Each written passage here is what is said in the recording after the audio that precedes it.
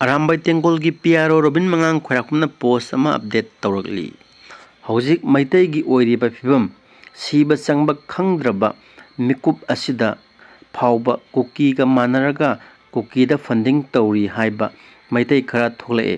हाइदुना press meet फावबा तौनरकलिबा असिना अचुंबा ओइरगदी लान ममांग थारगा यeknaba cookie मुथतके खल्लिबा अखोय Khardah लोनना attack तौरकदौरिबा असि कुकीना नते मैतै सिंग असिनानी अइंगोंदा कुकीना तोयना हाइबा वहाइनी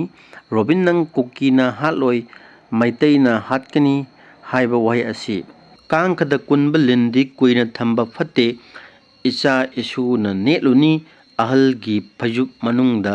चंगमगनी लोइसिनखिबा नतना अतै लेते ये हाइबा बबलू लेतो हाइबा मियो असना तौरगा लेनमक नांग सिगी सिंगलांग जिंजे माना